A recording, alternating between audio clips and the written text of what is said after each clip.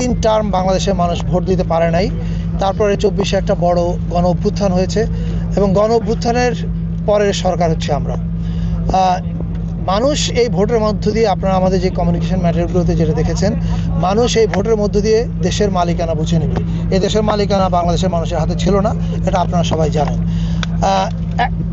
একটা হচ্ছে সংসদ নির্বাচনে ভোট দিয়ে সে দেশের মালিকানা বুঝে নেবে, আরেকটা হচ্ছে গণভোট, যেটা আমাদের কাছে আমরা মনে করি খুবই গুরুত্বপূর্ণ।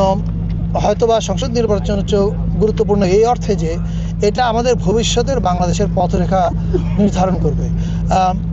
এই কাজটা মানে এই দুইটা নির্বাচন যেন মানুষের কাছে আমরা মেসেজটা পৌঁছাতে পারি, সেই মেসেজ পৌঁছানোর জন্য এই ভোটের গাড়ি কার্যক্রম চলছে এবং একই সঙ্গে তথ্য মন্ত্রণালয় অনেকগুলো কার্যক্রম করছে। এটা রেজন আপা একটু পরে বলবে, শুনবেন। আমরা বিশ্বাস করি অনেক বাধা আসবে, বাংলাদেশ গণতান্ত্রিক ধারায় যাক, এটা যারা চায় না তারা নানা রকম বাধা সৃষ্টি করবে।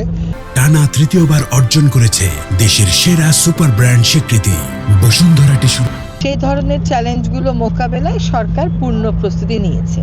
এখন দেখা যাচ্ছে যে কিছু বাড়তি চ্যালেঞ্জ আমাদের সামনে চলে আসছে, সেইগুলো মোকাবেলা করার জন্য আমাদেরকে আসলে আরও বেশি প্রস্তুতি নিতে হবে।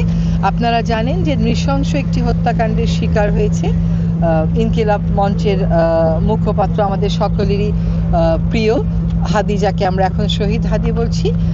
এই যে সহিংসতা করে একটা ভীতিকর অবস্থার সৃষ্টি করা, আগুন দিয়ে একটা ভীতিকর অবস্থার সৃষ্টি করা, এটা করাই হচ্ছে যাতে নির্বাচনটা অনিশ্চয়তার দিকে চলে যায়, নির্বাচন নিয়ে একটা ভীতির পরিস্থিতি সৃষ্টি হয় এবং মানুষ নিরুৎসাহিত হয়।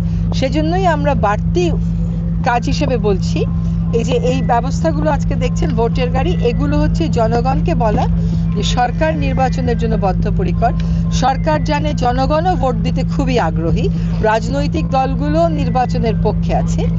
এই সময়ে ইন্টারনাল বলেন বা অন্য রকম বলেন, সেখান থেকে যত চ্যালেঞ্জগুলো আসবে সেগুলোকে আমাদের মোকাবেলা করতে হবে, সেগুলোর জন্য বাড়তি প্রস্তুতি আমাদেরকে নিতে হবে।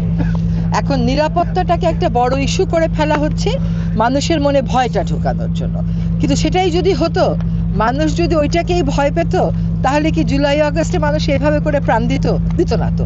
এই জাতির ভয়কে জয় করার একটা ইতিহাস আছে, এই জাতীয় সেই ইতিহাস আবারও নিশ্চয়ই পুনরাবৃত্তি করবে। আর আমরা এই ভয় দিয়ে জয় করার যে একটা অপচেষ্টা, সেটাকে একেবারে গুড়িয়ে দেওয়ার জন্য আমাদের প্রস্তুতিটা করে যাচ্ছি এবং প্রস্তুতি আরও জোরদার হবে। আমি নিশ্চিত যে নির্বাচন কমিশন স্বরাষ্ট্র মন্ত্রণালয়ের সাথে তাদের যে কোঅর্ডিনেশনটা আছে সেটাকে আরও বাড়িয়ে নেবে।